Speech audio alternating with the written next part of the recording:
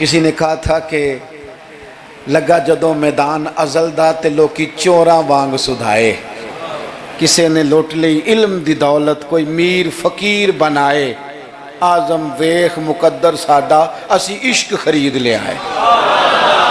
تے کسے دے سر تے تاج امامت اس علم پڑھاون سکھیا ہے، تے کسے نے پہنے فقر دا چوغا انہیں زہد کماون سکھیا ہے، آزم ویخ مقدر ساڈا اساں یار مناون سکھیا ہے۔ اپنے اپنے نصیب کی بات ہے۔ وہ بڑے لوگ آتے ہیں، میں آپ کو جو بات جہاں آپ کو کھڑا کرنا چاہتا ہوں وہاں آئیے گا۔ ایک سادے سے بزرگ سے سیدھے سادے تھے، کندھے پہ رومال رکھا، جمعے والے دن میں گزر رہا تھا تو میرے کان میں ہلکی ہلکی بات، پریشرائز کر کے نہیں، کہنے لگے پیر صاحب جدوں بھی ٹائم ہوئے نا، مہینے نو چون نو چھیاں نو سال نو دو نو، یہ انداز ہے، جدوں بھی ٹائم ہوئے نا تے ایک چھوٹی جی محفل کرنی، میں ماڑا بندہ جے تھوڑی جی میری تنخواہ ہے، میں کمیٹی پائی یار مہینے پیسے رکھنا، جدوں تھوڑے کٹھے ہو جان تے سونے دا میلاد کردہ۔ بڑی بڑی میں نے تقریریں سنی ہیں، بڑے بڑے باز سنے ہیں، حضور کی محبت پہ کلام سنے ہیں، مزہ آ جاتا ہے، لیکن یہ بھی کلام تھا حضور کی محبت کا۔ میں نے پلٹ کے نہ سر سے لے کر پیر تک وہ بابا دیکھا، اس کے نقش و نگار دیکھے، اس کے لبوں کی سادگی دیکھی، اس کا لہجہ دیکھ کے میں نے کہا چاچا جی تسی ٹائم چھڑو دسو جلسہ کدن کرنا ہے؟ کیوں؟ اس لیے کہ یہاں محبت ضروری ہے، پیار ضروری ہے، یہاں وفا دیکھی جاتی ہے، یہاں دل کا جذبہ دیکھا جاتا ہے۔ بارگاہ رسالت مآب میں نہ لفظوں کے تراشے، نہ تیری آواز کا ترنم، نہ تیرا جھومنا، نہ تیرا تڑپ آنا، نہ تیرا محفل میں سچا جھوٹا وجد کرنا، ان میں سے کوئی چیز قابل قبول نہیں۔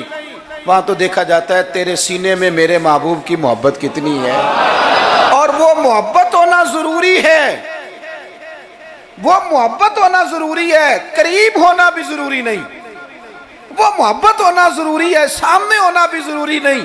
محبت تگڑی ہو، خالص ہو، رسول اللہ صلی اللہ علیہ وسلم کو ٹوٹ کے چاہا جائے، اگر غلام حضور تک نہ بھی نہ پہنچ سکے تو نبی پاک مولا علی اور فاروق اعظم رضی اللہ تعالی عنہما کو جبہ دے کے کہتے ہیں جا کے میرے اویس کرنی کو پہنچا دینا۔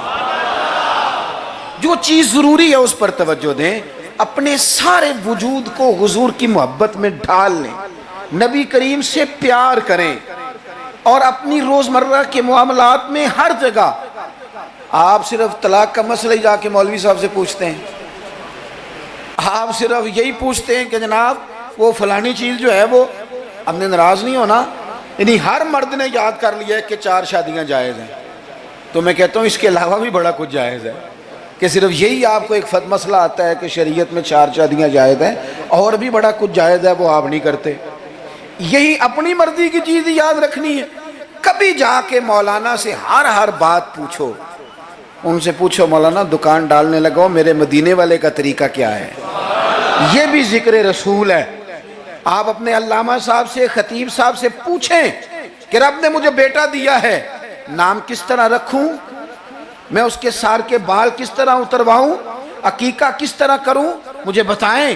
یہ بھی تو حضور کی سنت ہے، یہ بھی تو ذکر رسول ہے۔ آپ کو میرے بھائی کل والے دن اگر حضور کی نعت یاد آ رہی ہے تو بیٹے کی مہندی والے دن کیوں حضور کی یاد نہیں آتی؟ ہر مقام پر نبی پاک کا تذکرہ، اور شوق سے اور ذوق سے اور تڑپ سے اور کیفیت کے ساتھ، خالی نعرے نہیں۔ کچھ جگہیں ایسی ہوتی ہیں جہاں بندے کی باڈی لینگویج بھی بتاتی ہے، لفظ ساتھ نہ بھی دیں اس کا وجود بتاتا ہے کہ اسے پیار ہو گیا حضور سے، اس کی طبیعت بتاتی ہے۔ آپ دیکھیے ہمیں کتابوں میں ملتا ہے سیاستہ کی صحیح روایات میں کہ یہودیوں کا ایک بچہ تھا، وہ چھوٹا بچہ تھا، وہ کوئی لمبی چوڑی بات کرنے کی پوزیشن میں نہیں تھا، بس آ کے نا حضور کے سامنے کھڑا ہو جاتا، اور شارحین کہتے ہیں زیادہ پتہ وہ ڈیوٹی کیا کرتا تھا، بس محبوب کا چہرہ دیکھتا رہتا تھا، بس دیر تک نا حضور کو دیکھتا رہتا۔ نبی کریم کبھی کبھی کوئی کام بتاتے تو کر آتا، یہودی کا بیٹا تھا، پیار ہو گیا اسے نبی پاک سے۔ آپ کے بیٹے کو بھی ہو سکتا ہے، میرے بیٹے کو بھی ہو سکتا ہے۔ شرط یہ ہے کہ وہ اپنے ابا سے حضور کی نعت سنے. اس نے اپنے ابا سے دولت کی تعریف سنی تو اسے دولت سے پیار ہو گیا. اس نے اپنے ابا سے سنی نا بات کہ فلانے کا بیٹا ڈاکٹر بن گیا تو پیسے بڑے کما رہا ہے، فلانے کا بیٹا کاروباری ہے تو آگے بڑا گزر گیا. جو سنا سو اس کے دل میں آ گیا. اگر یہ سنے گا تو حضور کا پیار بھی آ جائے گا. وہ نبی کریم کی بارگاہ میں کھڑا رہتا ہے، حضور کی زیارت کرتا ہے، خدمت کرتا ہے یہودی کا بیٹا. میرے محبوب بڑے کریم ہیں. میں بڑی ذمہ داری سے آپ کو عرض کرتا ہوں، حضور بڑا ہی اجر عطا کرتے ہیں. وہ یہودی کا بیٹا تھا، بیمار ہو گیا، قربان جائیں. دو ایک دن نظر نہیں آیا تو حضور فرمانے لگے چلو نا تیمارداری کرنے چلے. حضور تیمارداری کرنے کیسے نصیب ہیں، کیسی خوش بختیاں ہیں. سرکار سرانے بیٹھے ہیں، نبی کریم علیہ السلام کرم فرما رہے ہیں. حضور کی وہ محبت دیکھی نا تو وہ غریب یہودی، اسے پتا تھا سرداروں کے طریقے کیا ہیں، اسے پتا تھا چودھریوں کے سلیقے کیا ہیں. اسے خبر تھی کہ خان ہو تو ان کے مہمان بھی کوئی خان ہی ہوتے ہیں. انہیں خبر تھی کہ عام لوگوں کا طرز حیات کیا ہے.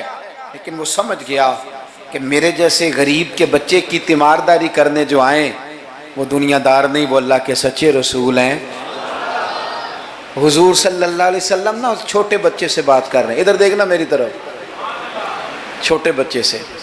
اب میں نے جو بات کہنی ہے اگر آپ کی سمجھ میں آ گئی تو ٹھیک ہے، نہ بھی آئی تو بات ٹھیک ہے. پیار نبی پاک سے خالص کرنا، انشاءاللہ رسول پاک تیمارداریاں فرمائیں گے، کرم نوازیاں فرمائیں گے. پیار خالص کرنا، نیرا نعرہ نہ لگانا، صرف تقریر میں بات نہ رہے، نکابت خطابت اور یہ مائک کی حد تک چیزیں نہ رہ جائیں، کوئی اس کا عملی ثبوت بھی ہمارے سامنے آئے.